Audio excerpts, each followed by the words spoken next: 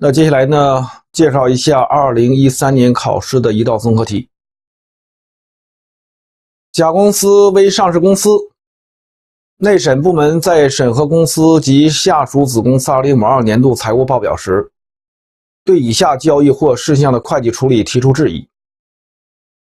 同样呢，我们还是先看一看其他相关资料，然后再看要求，最后再一个事项一个事项来分析。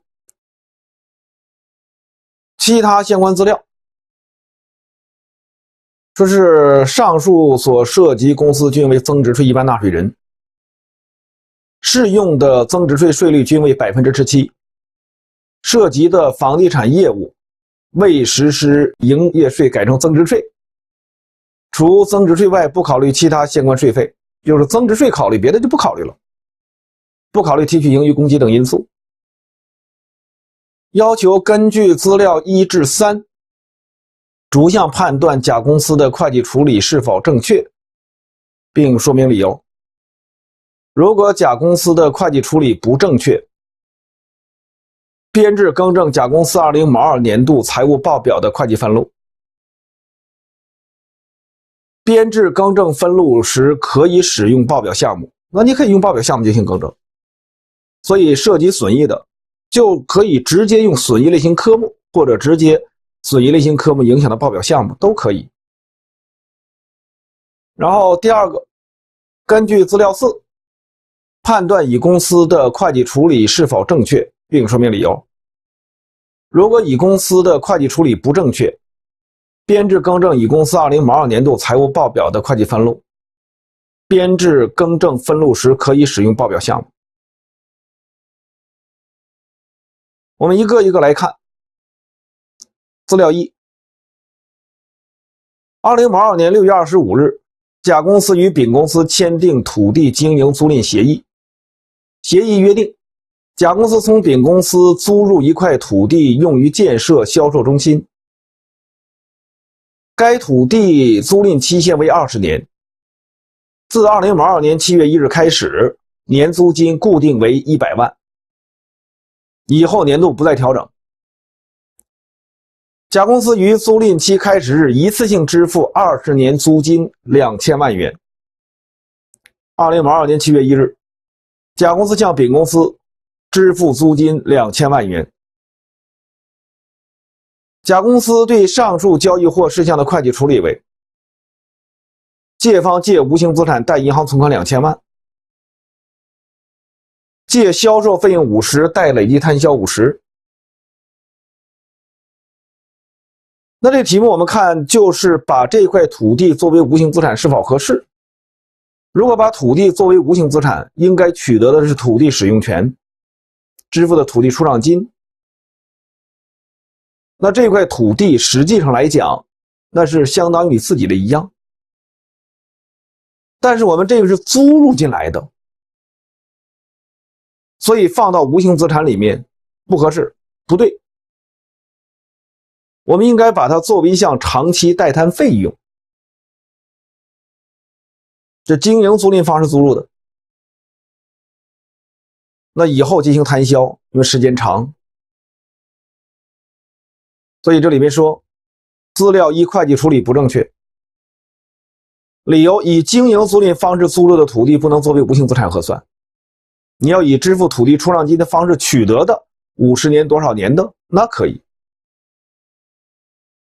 更正分录，就是借方借预付账款或者预付款项，还有像其他非流动资产写这个的都行。然后累计摊销，贷方贷无形资产，或者写借记累计摊销，什么预付账款、预付款项、长期代摊费用，贷无形资产，这个都算正确了。这一年我们整个这个题目评分的标准比较宽松，差不多的都算可以。那其实我们这个里面呢，你要是比较简单的一种处理方式，你知道无形资产肯定要冲掉，累计摊销也不应该存在，销售费用50没有什么任何问题，2000万除以20年是每1年的，那这个呢是从7月1号开始，所以1年摊50。那如果说你正常的一些想法，可能把它放到长期待摊费用里面去，所以写分录呢，就是说你可以先做一笔，比如我们正确的你写出来，借长期贷单费用2000，贷银行存款2000，那你把长期贷单费用跟无形资产可能会对冲，那长期贷单费用摊销时会带长期贷单费用，那下面应该下一笔借销售费用带长期贷单费用50。写完之后，你自然的就会想到，很可能分录就写成借累计摊销50，长期贷单费用剩了1950，贷无形资产2000，这就算比较正常的。所以我们就采取这样的一些方式，要更正啊。然后另外一个就出于什么考虑呢？说长期贷摊费用，那你要是报表上下一年摊销的，应该作为一项流动资产。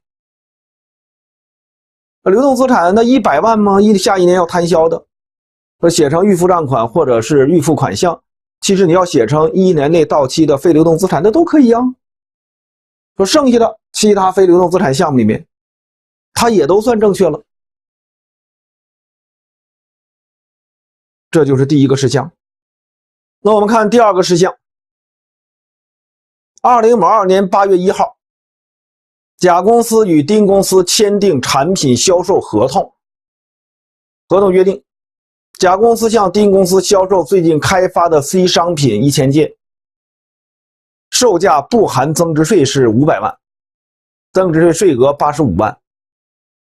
甲公司于合同签订之日起10日内，将所售 C 商品交付丁公司。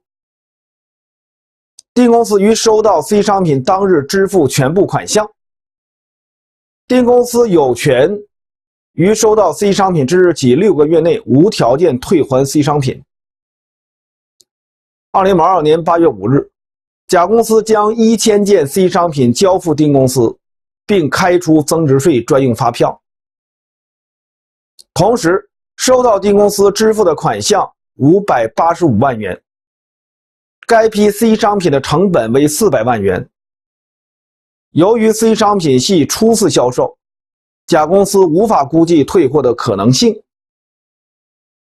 在收入那一章谈到过，对于附有销售退回条件的商品销售，要是能够根据以往的经验决定退货可能性，把估计退货这一部分已经确认的收入、确认的费用，就是营业收入、营业成本，要给它冲掉，同时确认预计负债。以后的退货在这个估计的范围之内，以相应的冲减预计负债。要是不能根据以往经验决定退货可能性，比如说这个题目，不能根据以往经验决定退货可能性的，那这个呢是退货期满时风险报酬才算转移。是这样讲的。那没有退货的这一部分确认收入，那退货这一部分当然就不确认收入。这里说丁公司有权于收到 C 商品之日起6个月内无条件退货，这就是附有销售退回条件的商品销售。那这个时刻发出商品时，风险报酬不能算转移，不能确认收入。再看看甲公司的怎么处理的，说借银行存款585，确认收入了，贷主营业务收入500，应交税费应交增值税销项税额85。那下面借主营业务成本400，贷库存商品负400。如果不确认收入，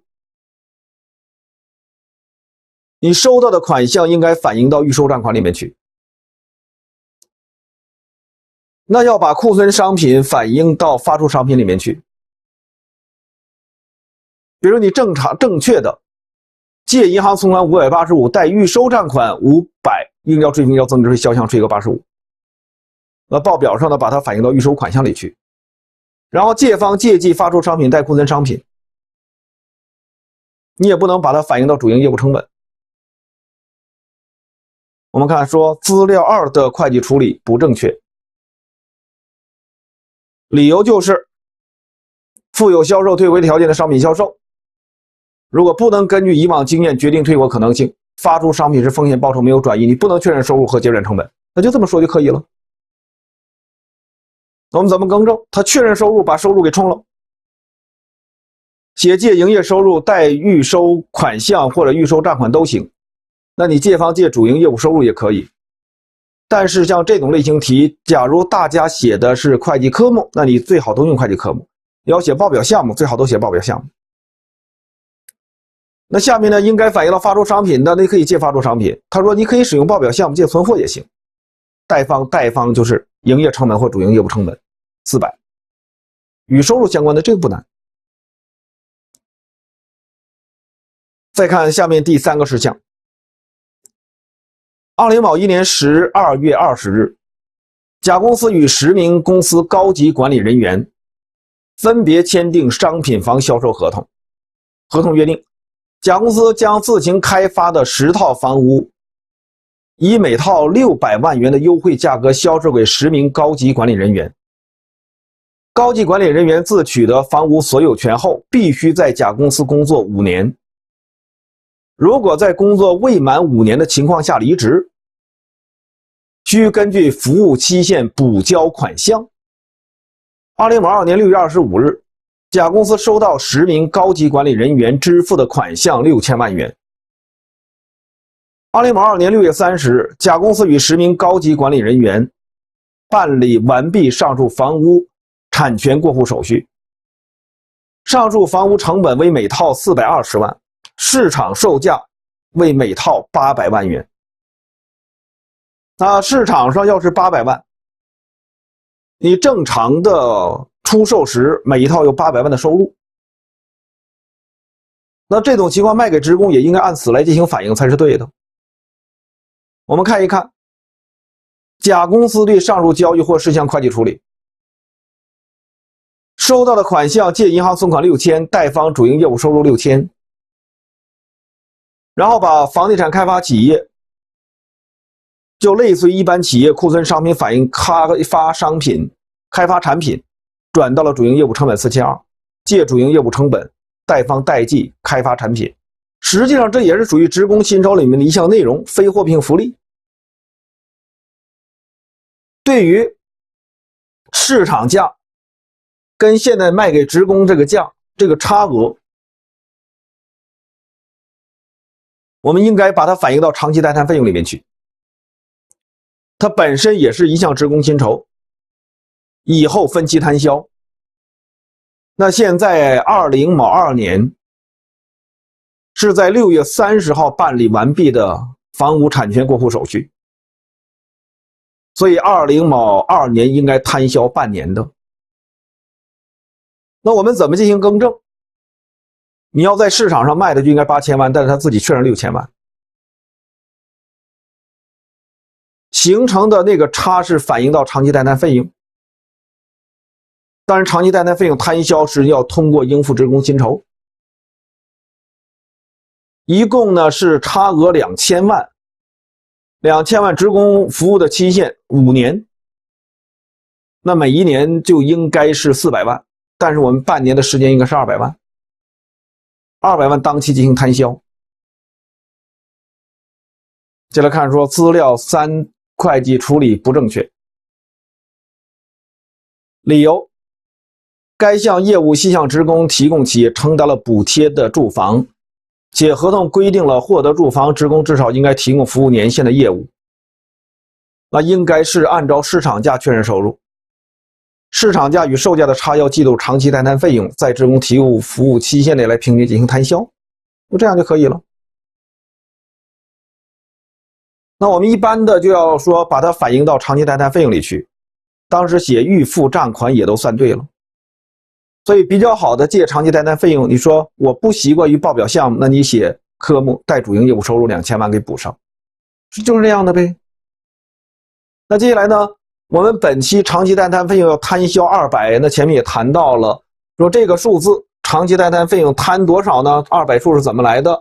差额一共是2000万除以5年，半年的时间乘以6/12吗？那就摊200。管理人员摊销是借记管理费用。当然，要是从报表来讲，你就是借记管理费用直接带长期代摊费用，没问题，这报表上肯定不出现任何问题。不过答案当时通过应付职工薪酬，那我觉得也有它的道理，能通过就通过呗。通过应付职工薪酬登账啊，你在账簿上要是一登记的话，我就可以把这个事实反映出来了，它属于职工的一项薪酬。如果不登账，直接更正报表项目，其实这笔分录完全可以借记管理费用，贷方带长期代摊费用，没问题。原来你要写预付账款，这就预付账款。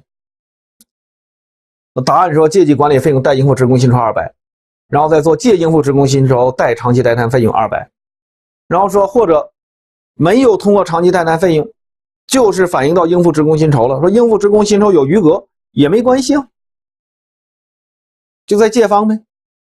借应付职工薪酬2000，贷主营业务收入2000，借管理费用，贷方应付职工薪酬200。那应付职工薪酬如果有在借方的余额，那你相应的报表上肯定要体现到一个资产里面去，比如说反映到非流动资产。那你下一年要摊销的这一部分，你把它放到流动资产也可以啊。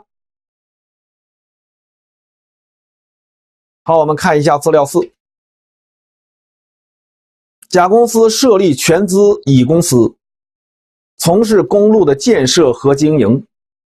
2022年3月5日，甲公司是合同投资方，乙公司是项目公司，与某地政府是合同授予方，签订特许经营协议。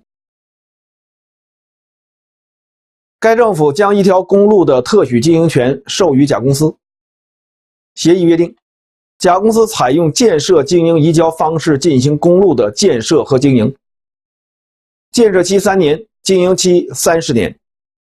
建设期内，甲公司按约定的工期和质量标准建设公路，所需资金自行筹集。公路建造完成后，甲公司负责运行和维护，按照约定的收费标准收取通行费。经营期满后，甲公司应按协议约定的性能和状态将公路无偿移交给政府。项目运行中，建造及运营维护均由乙公司实际执行。一项 BOT 业务，建设经营移交。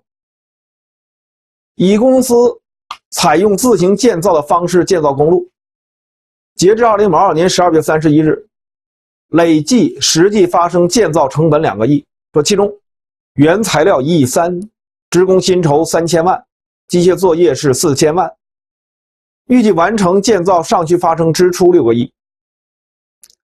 乙公司预计应收对价的公允价值为项目建造成本加上10%的利润。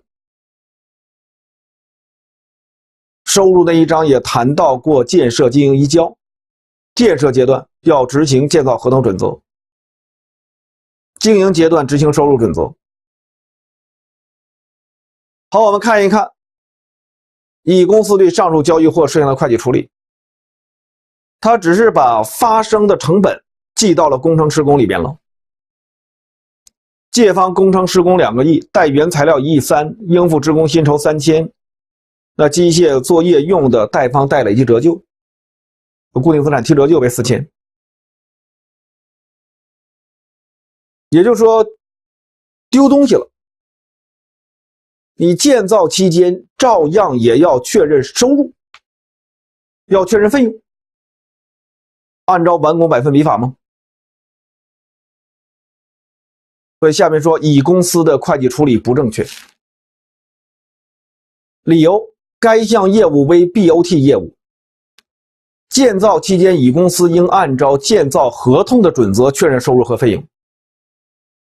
那收入呢，要按照应收对价公允价值计量，就是按照实际发生，按照确认费用的1加10%呗，成本加成嘛，来进行计量。我们确认收入的时候确认为无形资产。他说你写开发支出当时也算对了，因为无形资产比较合适。我们当时说的说这个事要确认为无形资产。那下面怎么进行更正？确认收入，那我们先要看看费用，因为收入数呢是费用的1加10%。完工百分比的计算，已发生的合同成本2个亿，除以合同预计总成本，预计总成本是已发生的2个亿加上完成合同将要发生的6个亿，这样的25%。乙公司应确认费用，用合同预计总成本2个亿加6个亿之后乘以25%，那是确认费用2个亿。大家也都知道，要是用已发生合同成本除以合同预计总成本来算完工百分比，那我们再用合同预计总成本乘以完工百分比算合同费用，这样呢，本期已发生成本跟本期确认的合同费用2个数是相等的。下面乙公司应确认的收入2个亿乘以1加10%，就是它了，2亿2千万，这是他要确认的收入，因为说成本加成吗？好，我们看一看这个分录，就是你正常的要确认收入和费用的分录，比如写成借记主营业务成本，要写科目，写营业成本的劳务成本都算对了。2个亿，贷方主营业务收入2亿2千万，差额反映到工程施工合同毛利啊，2000。然后我们要确认收入，确认收入呢是有金融资产，那你反映比如说银行存款收到对价了或者应收账款，否则的话是反映到无形资产里面，所以比较好的借无形资产，贷方代工程结算。当时说写开发支出这项目也都算对了，说好像我这项无形资产还不行，因为还在开发过程中，研发形成无形资产，在开发过程中没有达到预定用途，反映到开发支出里面去。很显然这一项无形资产你就反映了2亿2千万，我们当期也没有摊销，只能是说建造完成之后以后进行摊销，因为这个数字还没有完全形成。比如说建造期间2年，那你不可以说在建造期间我平时记的无形资产就可以摊销的，它还没有完全完成。那你说是不是无形资产等到建设期间结束时一块确认借无形资产代工程结算？那不行。为什么呢？如果说无形资产到最后确认就是营业成本增加，存货没有减少，那是不合适的。不也说过吗？工程施工减工程结算，工程施工大于工程结算属于存货，那就是认为我们工程结算这个数字相当于对应了一个营业成本一样，就是说把它去掉了，把存货减少了这一块转到营业成本一样。或者说借记营业成本，贷方代工程施工，然后说借无形资产贷营业收入，这实际上不是很符合建造合同的处理方式，类似于我们一般的制造业卖产品确认收入然后结转成本的一种做法。当时答案呢也都算对了，咱们要正常的卖的话，不是说借记什么什么资产贷主营业务收入吗？那把成本存货减少，工程施工那边反映存货了，说是借记主营业务成本贷工程施工，他是做了这样一笔分录，当时也都给分了。这是这个题目。那这一章简单做一个小结，我们要能够区分会计政策变更、会计估计变更。好像每一年别管单选多选考试在这块会有一个题目。政策变更、估计变更大部分事项我想都应该清楚，没有什么大的一些问题。如果碰见特殊的，原来没有见过的，那你围绕着确认计量报告是不是这些方面发生一些本质的改变，如果是就政策变更。要只是改变数字，好了，那就是估计变更。那要掌握会计政策变更的会计处理2种方法：追溯调整法、未来适用法，要知道一下。重点的掌握差错更正。这个差错更正并不是我们这一章的内容，也看到了历年的考题，它涉及到的章节比较多，说不定在什么地方就把一个事项的处理错了，然后进行更正。所以我说嘛，很多章节你要全面的进学习才可以。好，这一章的内容就到这里，谢谢大家。